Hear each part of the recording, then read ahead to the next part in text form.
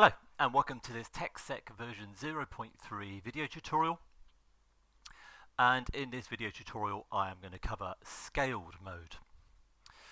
So in the previous video I covered SVG mode, and scaled mode is very similar. So a lot of the options I talk about in the SVG mode video for setting particular objects to be section objects and other objects to be cuttable objects, and the options that are available for those two sort of object types, they're pretty much the same. So I'm not going to cover them here. I'm just going to concentrate here on the options in scaled mode which are new and specific to scaled mode. So again, I've got this little simple shed model, and I have a plane here, and this has been set to a section, and my objects within my shed model have been set to cuttable. So we've got this view panel. Again, we've got some new options here. So obviously I've picked scaled from the top menu here. Page size, page orientation, and again that page orientation refers to the local y-axis of the section plane, the y-axis being up. So I'm currently in landscape here. Scale, image DPI, they're all the same. A new option is hide originals. So if I just turn off everything else, then with hide originals turned on, if I just do a quick section cut, we can see that because I've chosen in this option hide geometry to hide the geometry which is outside of the section plane normal. So the section plane normal is pointing in this blue direction, and everything outside of that has been hidden. If I don't turn on hide originals, then I don't hide the original geometry, so it stays there. So generally you want hide originals turned on. So an outer, inner, both, none, hides the sort of cut geometry so that we can expose the section cut from whichever perspective we want. The other main difference in scaled mode compared to SVG mode is that this mode is now interactive. And we can see that it's interactive because we've got this cancel button here, so it's running in the background. And this means that we can move and we can rotate this sectional plane and live update the cut that we make through the geometry.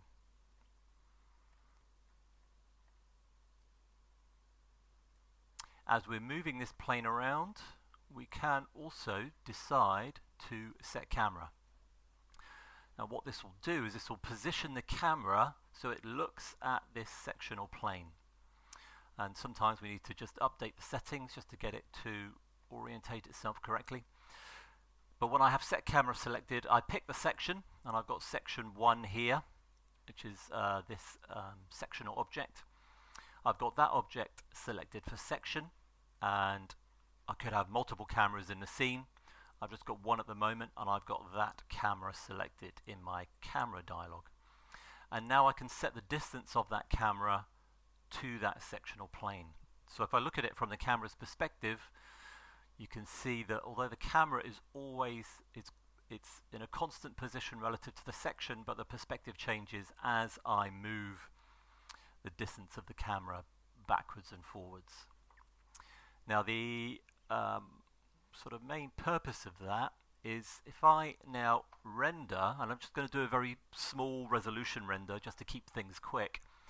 If I render from the camera's perspective an image out, a fully rendered image out using Blender's Cycles rendering engine, if I render that out into the default Blender render image, then when that is done, That's now done. When that is done, and when there is an image within the, I think it might be called a render, yeah, it's called render result. So I have this image in render result. If there is an image in render result, then while the scaled section operator is running, I will have this apply render option down here. And if I tick that on and then I cancel, it will embed this rendered image into the background of the SVG that we've created. So if I just look at this, and this is actually an old one, if I just revert to the one on disk, then we can see that we have the rendered background with the SVG section overlaid on top. And as this is an SVG section, this is resolution independent, so there's no pixelation occurring here or anything. So that's a handy way of giving your sections a little bit of context. So we can, obviously we've got the background in there, we've got the building in there, etc. So that is the set camera option. Create legend is the same as before. And if I come now, we can see we get and that's the same as SVG mode. Use template, same as SVG mode. Anti-aliasing, this is an inner line, sorry, is the same as SVG mode as well.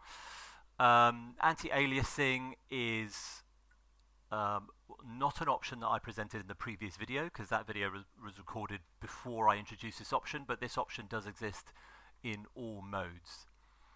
And this just defines for a certain DPI, so my DPI is quite low at the moment, I might just turn that up.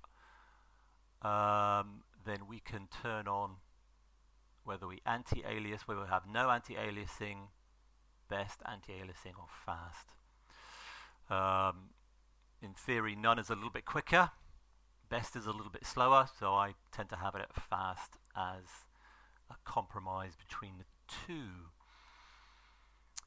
And I think really that's pretty much everything. I mean, scaled mode is just SVG mode, but with this ability to make the section interactive, so we can control live how we move the section plane around. Again, you can move it and rotate it, but don't scale it. The size of this sectional plane is dealt with our page size and landscape and scale.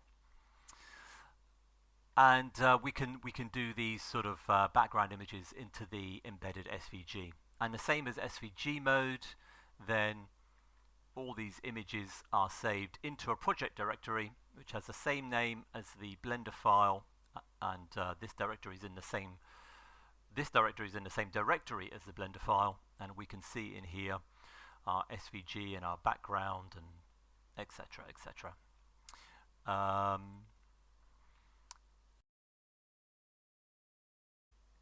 Another feature of scaled mode is that this can be very useful for getting your patterns aligned correctly with your cuttable objects. In SVG mode video, I showed you that the process of updating a pattern and getting a pattern to sort of correspond with the cut geometry is a little bit cumbersome. And scaled mode makes that much easier, because as well as the sort of position of the sectional plane being interactive, the settings for the objects are also interactive. So I can change fill color, for example. I can change the Y offset, or I can change the scale of the hatch. So every object within this scene now is properly kind of interactive as well. So we can change whatever we like here. So it's potentially a much quicker process of getting your hatchings to align with your scale geometry. And I think that now is everything I have to say. Okay, thanks for watching.